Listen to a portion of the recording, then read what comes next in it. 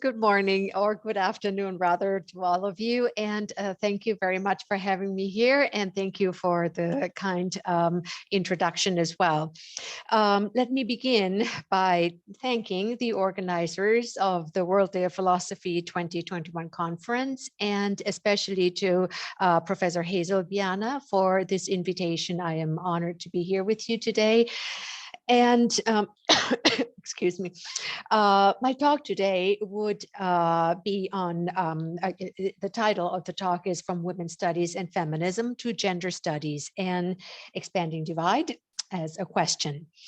Let me begin again by making a brief remark on the shift from women's studies to gender studies. As someone who went to graduate school to study feminist philosophy in the United States in the mid-1990s, I think that I witnessed this shift firsthand. Prior to this change, the shift from women's studies to gender studies, the discipline of women's studies was distinctive in that it prioritizes women-centered knowledge, and it uses women's varied experiences and locations in the world as the starting points of analysis. In the mid to late 1990s, gender was replacing women in these course titles. Why? Probably because the term gender was considered as less feminist, therefore also less threatening and more respectable, probably. The discipline gender studies was a safe and neutral alternative, and certainly more inclusive than women's studies, as it seeks to study not only women and men, but also categories that are in between. Now, the next reason for this shift may also be because the term women was no longer considered a unitary category. There is great variety within the category itself. And although for a really long time, women's studies focused on exploring differences between men and women, the category itself became increasingly problematic for what is a woman. Having said that, the shift from women's studies to gender studies was not without problems, for the term gender was also not understood globally. In the beginning of this shift, most students that enrolled in gender studies program were still mainly interested in women's issues. The common ground between women's and gender studies seems to be that they both used feminist research and theory as their body of knowledge, as the springboard, so to speak, for further discussions about gender, about issues surrounding men and women, and also about transgressions of gender binaries.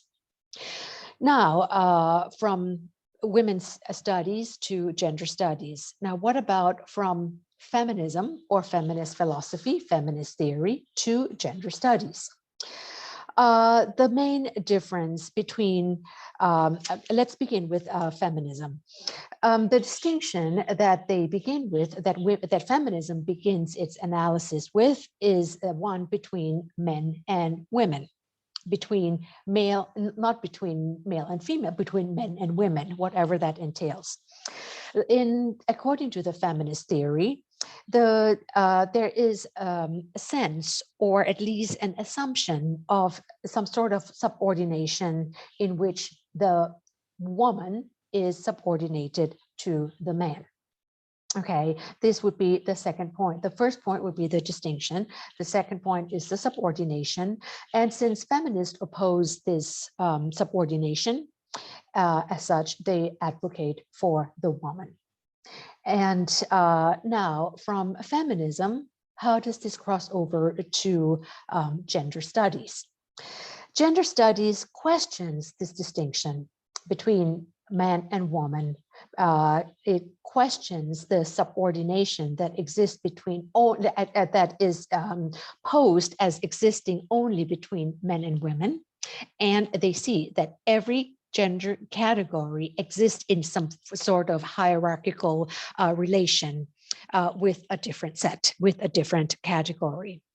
And so other than questioning this distinction, gender studies seeks to go beyond. So instead of posing the question between men and women, male and female, masculine or feminine, gender studies run into a different kind of problem. For example, the issue of same-sex marriage. I'm not talking about the laws that permit such unions, but I'm talking about the practice itself. Some homosexual couples who want to get married, who fight to get married legally, who want to be married, are criticized for conforming to the gender binary, in which there is a man and a woman, although they claim to want to somehow overcome this opposition. Whereas some of the homosexual couples who advocate for same-sex union argue that it is their right to do with their union in whichever way that they choose. The same problem, or similar problem rather, exists for transgenders, because transgenders often argue that they do not fall within this gender binary. At the same time, you get transgender people who go through a gender reassignment surgery and believe that unless they have the genitals to match their the gender that they identify with, they are not fully a member of that gender. So again, transgenders, or at least transgenders who have gender reassignment surgery, become the target of criticism, in that if you are going to claim that you do not fall on either side of the binary, then why have the gender reassignment surgery to become man or woman? Okay, so the problems that this shift from feminism to gender studies pose are of a different nature than the ones that we have talked about, from women's studies to feminism. Now, having spent decades teaching, studying, researching in the areas of feminist philosophy, women's studies, and gender studies in both the United States and in Thailand, I did not imagine that things would be too different when I began teaching gender theory here in Milan in the year 2016. I was very surprised to learn that students actually had no idea what the course is about.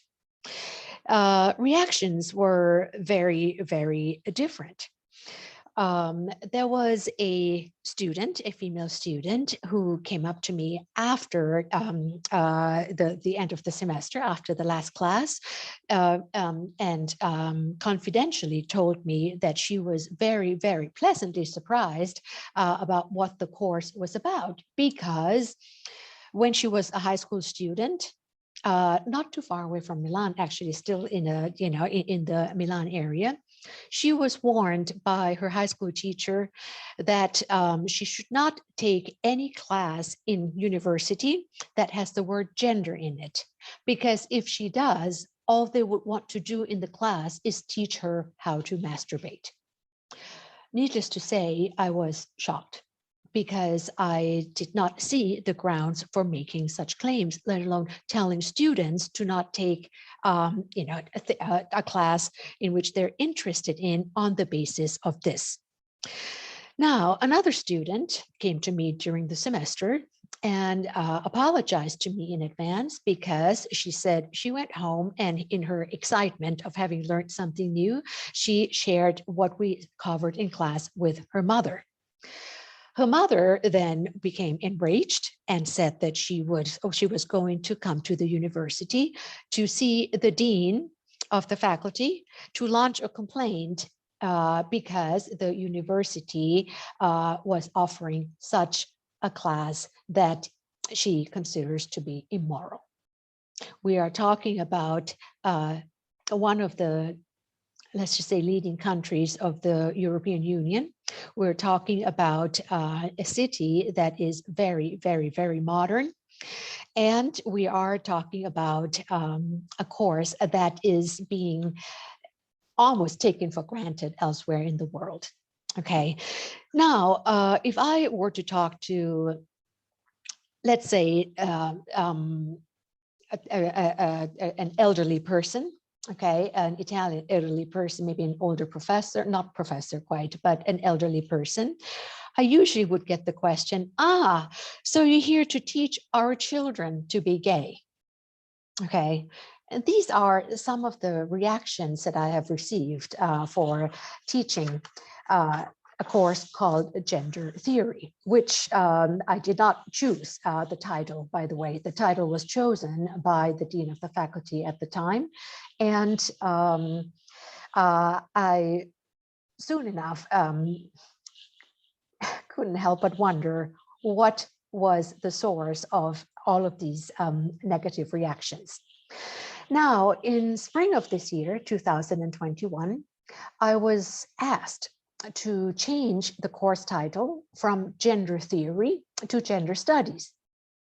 The explanation I was given was that the title Gender Studies would better reflect the contents of the class, and also because gender theory, the previous title, is being used in a different sense here in Italy, without a much further explanation.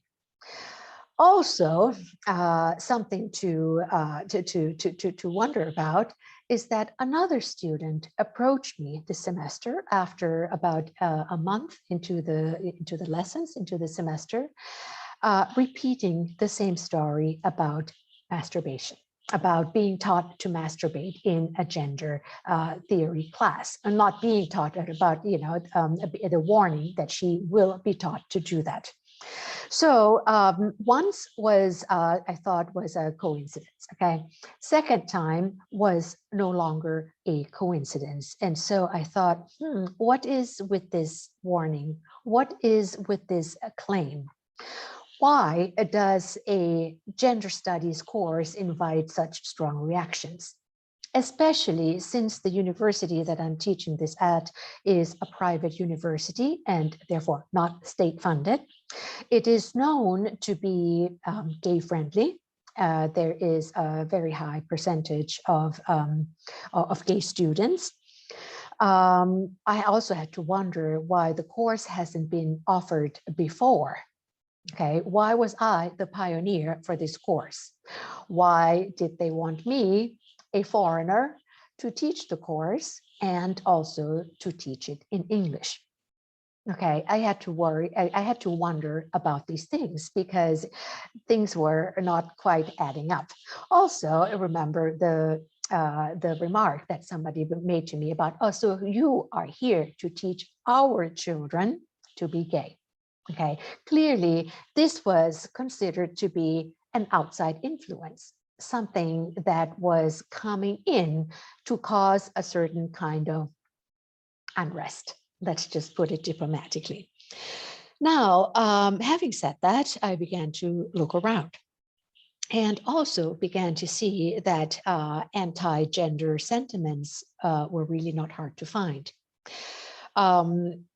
Obvious examples include in 2016, when the current head of the Catholic Church, who is usually known for being rather progressive, was quoted in a news article as saying that gender theory is, I quote, a great enemy of marriage today. Next quote, that it is a global war trying to destroy marriage, and that it is even a form of ideological colonization. You have to wonder what would invite such a strong observation.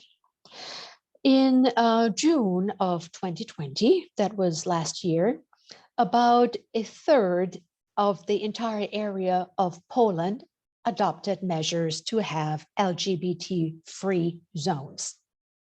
Okay, so the reason variously given was largely to purify the country of foreign powers. of foreign invasions that came in the form of some kind of ideology that they did not agree with. This forced LGBTQI plus people to have to go underground, to hide, to be often the target of violence and others.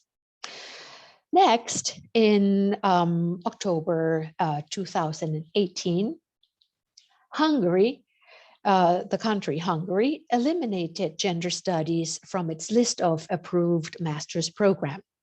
And also in the same year, it forced the Central European University, which was known for its international program in gender studies, to relocate to Vienna. In June of this year, 3 years later, 2021, the Hungarian parliament voted to eliminate all educational activities related to homosexuality and gender change from public schools. Now, similar incidents could also be found in Denmark, in Germany, in Brazil, and in many other places in various shapes and forms, although they seem to be much more concentrated in the European area. Of course, we have to ask, what are the reasons given for such negative views about gender?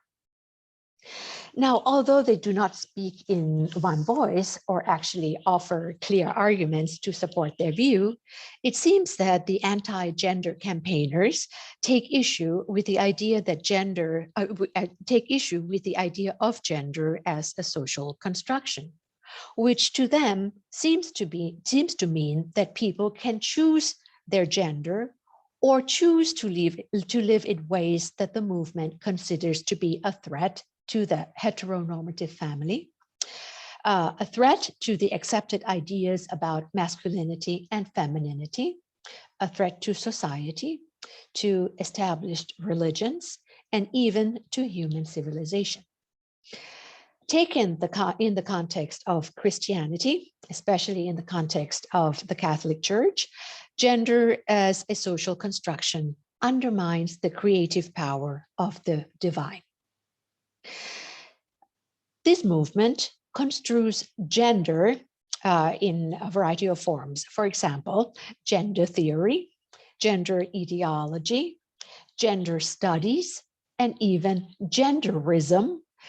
And they construe them in as a caricature, okay, as a form of indoctrination from which children must be protected. School programs that have anything to say about gender are, according to them, are only trying to get children to change their gender, to become gay, to become trans. This may sound extreme, this may sound like an exaggeration, but I can assure you that it is not. Now, let's return quickly to the masturbation story that I mentioned twice, that was repeated to me twice. Upon further investigation, upon asking around, asking reliable sources, it turns out that this idea that a class on gender theory would teach students to masturbate is actually a caricatural story of a sex education class that was offered in Germany. And in this class, it was masturbation and homosexuality was presented as possible explanations of human sexuality.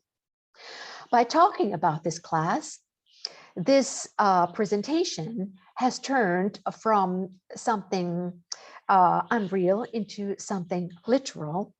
The story quickly became a story of providing students with a real manual for performing such acts, and it became believed, it became taken as a true occurrence, as a true story without further questions. We ask, why did the story stick? Why did people believe such a, let's just say, ridiculous story? So we ask, okay, we have here the anti-gender campaign, which seems to work in many different ways.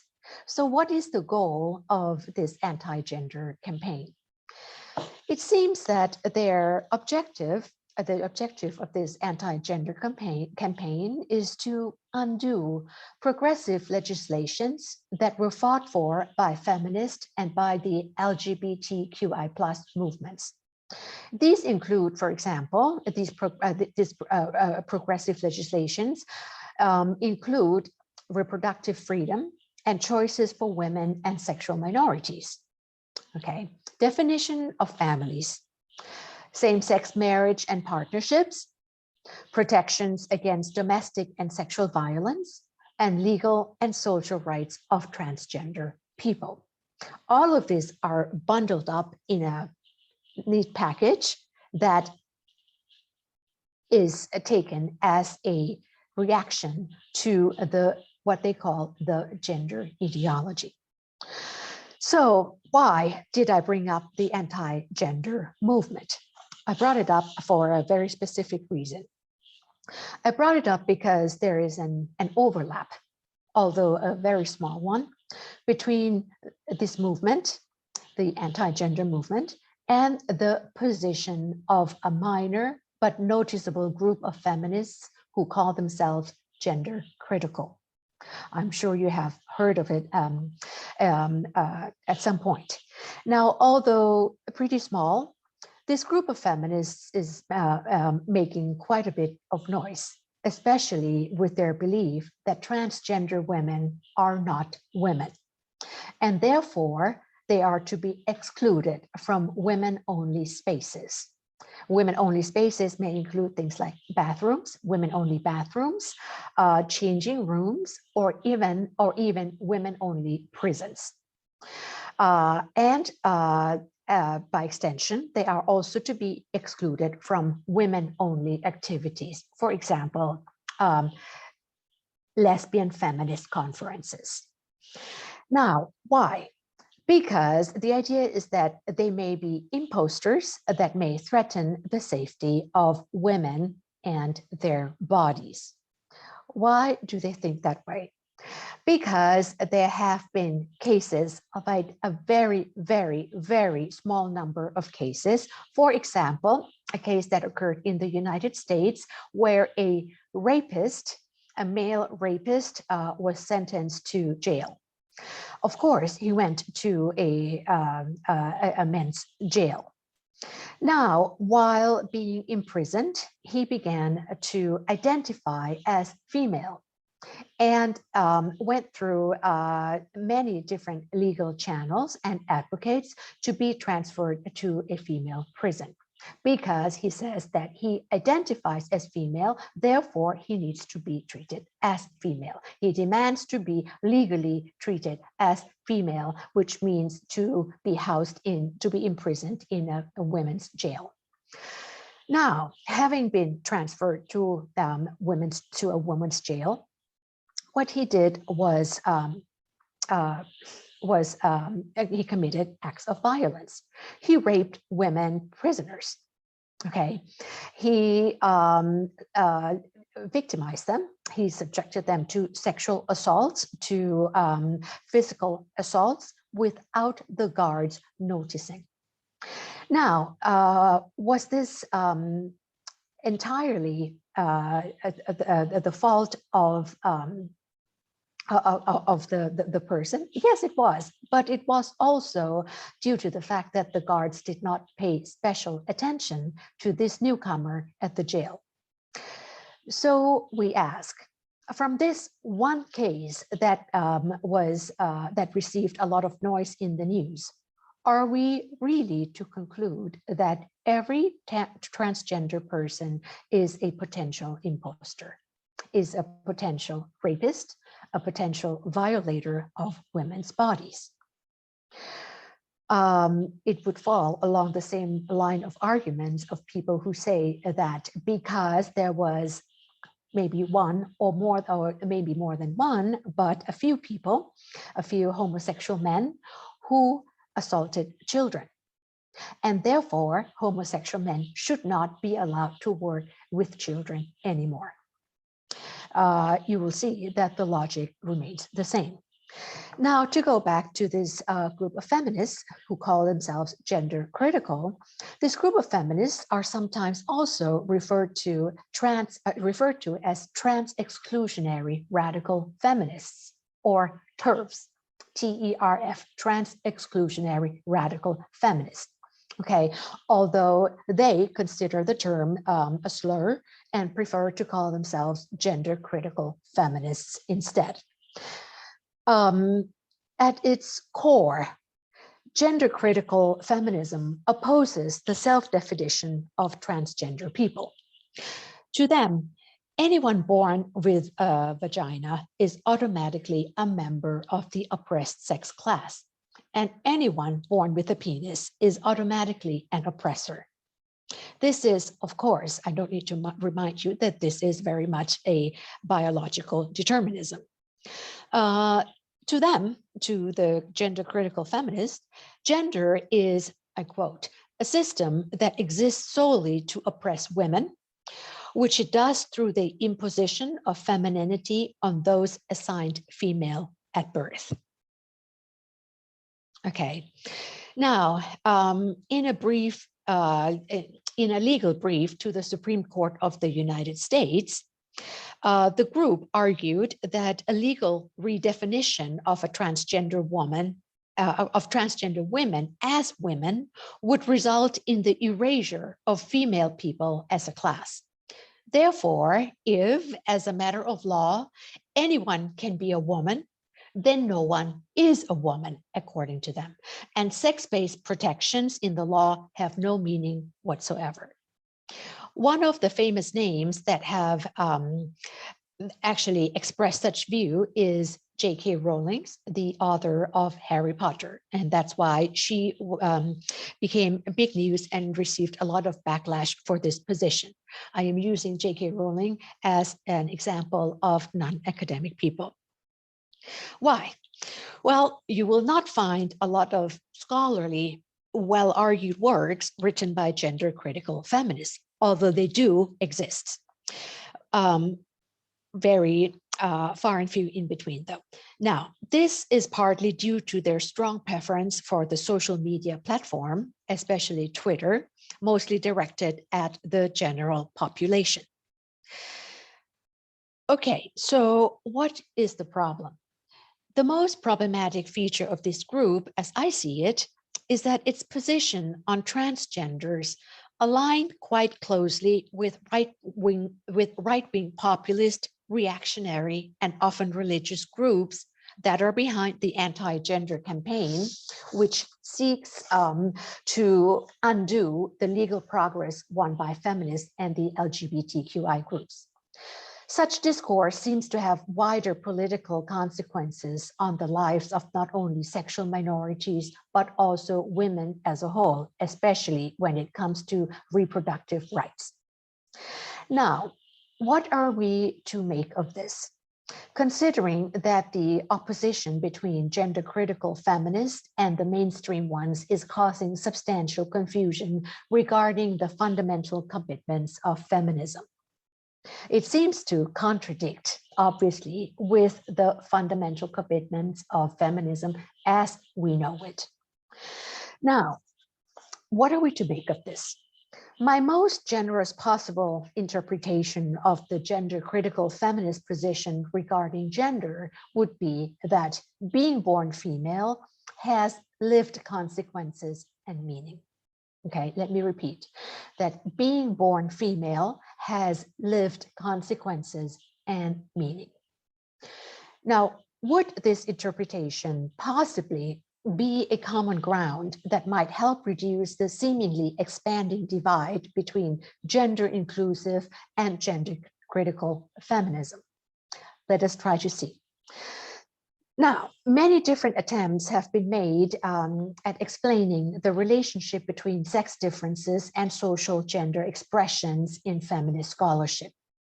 There are those who view the body, of course, as biological automatons, making gender a direct product of biology. Then there are those who view the body as a blank canvas on which society paints images of womanhood and manhood, making the biological body entirely passive. There are also those who hold the combination view, according to which there is a sharp distinction between sex, understood to be a biological fact, and gender, understood to be a social fact. All of these positions were somehow found to be problematic. Now, how then can we understand the agency and the social construction of the body without cutting biological and social analysis apart from each other? We may, firstly, we may borrow the notion of social embodiment as proposed by Raywin Connell, according to which bodies are at the same time both objects of social practice and agents in social practice. Social structures, she says, social structures which are formed by these practices are connected with bodily processes through time, giving rise to the historical process in which society is embodied. Or, as a second position, we may consider something more in line with Judith Butler, that we are ascribed or assigned, in her words, a sex at birth, which gives rise to a large set of gender norms and expectations that continue to assign gender to us. So we are constructed in ways that we do not necessarily choose as a result of these institutions, of these norms. Yet at the same time, we seek to build our lives in a world where social conventions are constantly changing. According to Butler, this suggests that sex and gender are constructed in ways that are neither fully determined nor fully chosen, but rather caught up in the recurrent tension between determinism and freedom. That would be the second position.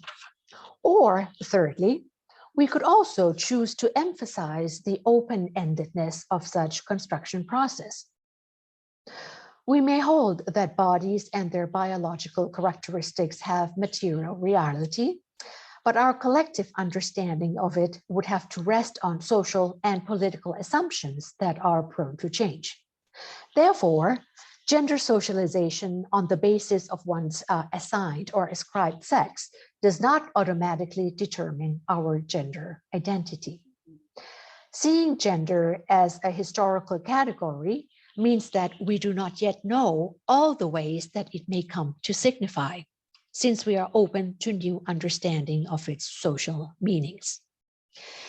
As effective as these notions may be in explaining, these three notions may be in explaining the indispensability of the sexed body in gender discourses, it is clear that none of them excludes trans experiences. Now, my proposal would be that maybe we could shift our focus and argue that identity is not the only thing that we are concerned with in our fight for the ideals of sexual and gender freedom. We are also concerned with redefining what justice, freedom, and equality could and should mean. A fundamental principle of feminism has always been to end sex and gender-based oppression. This certainly also applies to the transgender and the gender diverse communities. Maybe then it is necessary that we as feminists revive our commitment to gender equality and freedom so that we may reaffirm the complexity of gendered lives. Or maybe, again, as Judith Butler suggested, we can come to understand gender freedom as being less about how we all get to choose our gender, and more about how we get to make a political claim to live freely and without fear of discrimination and violence against the gender that we are. And this is the end of my presentation. Thank you very much.